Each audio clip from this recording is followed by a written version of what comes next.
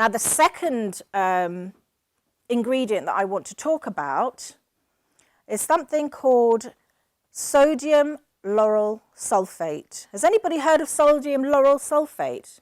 It's otherwise known as SLS. I know some people know their homework here. SLS.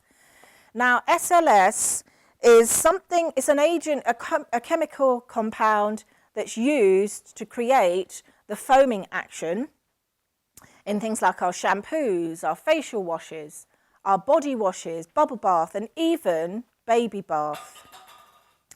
Now, the thing about SLS is that there is some controversy over it in terms of possible irritation or allergic reaction, because it's a drying and harsh ingredient. And it can also cause breakouts on the skin. But not only that, it can also impact on our environment, because our mammals that die and wash up on our beaches have been found to contain SLS in their bodies.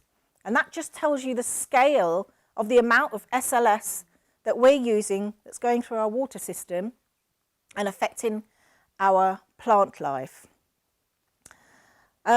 Also with SLS, there was in the British Journal of Dermatology, where it was reported from researchers from Bath University that on healthy skins, SLS can actually thin our skins in 4 weeks.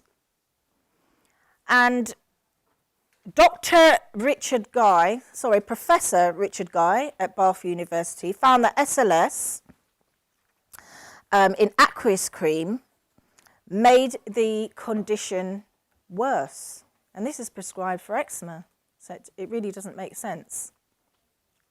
So again, let's think about the natural solutions that we can be using to replace SLS in our skincare, which is the foaming agent, which are things like cast iron soap, soapwort, which is a perennial flower, and also something called African black soap. Is anybody familiar with African black soap at all? And you've used it? Now, African black soap is handmade in West Africa using a centuries-old extraction process of natural ingredients. Now, the reason I'm talking about African black soap, because there's been studies across dermatology clinics in a survey of 100 patients where they'd been suffering from various skincare issues. Some of them including razor bumps, which cause scarring on the skin, dermatitis, uneven skin tone, eczema, psoriasis, skin irritations, dryness. And what they found overall, 70% of these people that were using African black soap in the survey had positive results.